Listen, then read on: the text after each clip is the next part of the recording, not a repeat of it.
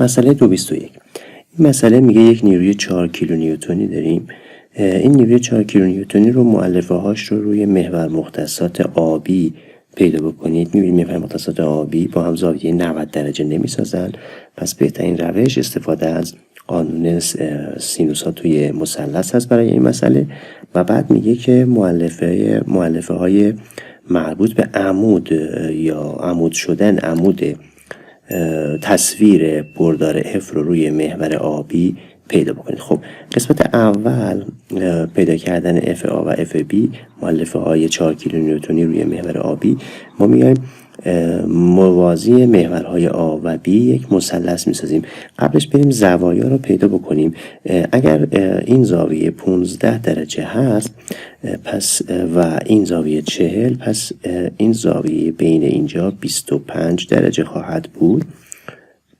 و اگر که ما زاویه 40 رو اینجا داریم پس ما بقیه میشه 50 درجه و اینجا هم 30 داریم، پس اختلاف اینها این زاویه داخلی میشود 20 درجه. پس یک زاویه 25 درجه اینجا داریم و یک زاویه 20 درجه هم اینجا داریم. خب حالا بریم مثلث رو بسازیم. برای ساخت مثلث موازی محورهای آبی شروع میکنیم از با نیروی F این مثلث رو ایجاد کردن. ببینید دو تا خط موازی A و B هست، پس این مؤلفه رو FA اسم گذاری میکنم و این مؤلفه رو FB که موازی خط B هست. خب حالا توی این مثلث ایجاد شده میام و نسبت‌های معروف رو توی قانون سینوس ها می نویسم. یعنی نسبت نیروی 4 کیلونیوتنی به سینوس زاویه روبرو. خب ما این زاویه رو داریم 25 درجه. یک زاویه دیگه هم این سمتش ایجاد میشه که این زاویه چقدر هست؟ این زاویه اینجا هم میشه 20 درجه.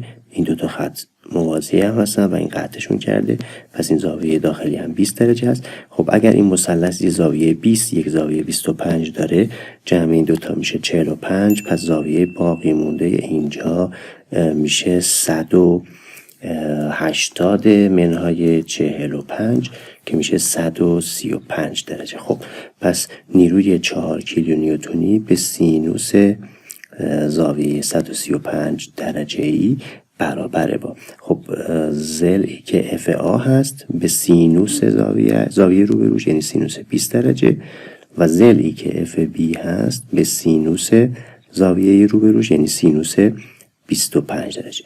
به این ترتیب میتونیم FA رو از برابر قرار دادن این تساوی به دست بیاریم. FB رو هم با برابر قرار دادن این دوتا قسمت میتونیم به دستش بیاریم. خب FA میشود 4 ضرب در سینوس 20 تقسیم بر سینوس 135 میشه 1/93 و FB میشود 4 ضرب در سینوس 25 تقسیم بر سینوس 135 میشه 2/14. پس FA 1/93 و FB 2/14. خب حالا بریم مؤلفه های مربوط به تصویر نیروی F رو روی ضلع A و روی ضلع B به دست بیاریم. خب این زاویه رو ما داشتیم 25 درجه. اگر این طول رو این مقدار نیرو رو بخوام، یعنی این مؤلفه رو بخوایم، خب مقدار پی آ میشود نیرو ضرب در کوسینوس 25 درجه و کوسینوس 25 درجه ضرب در نیرو که 4 باشه میشه 3/63 و اگر که این نیرو رو بخوایم یعنی پی بی رو بخوایم، چون این زاویه 20 درجه در اومده بود، پی بی می شود نیرو ضرب در کوسینوس 20 درجه. کوسینوس 20 رو حساب میکنیم ضرب در 4 میکنیم میشه 3/76 کیلو نیوتن. پس مؤلفه های تصویر شده و مؤلفه در جهت محورها رو به دست آوردیم.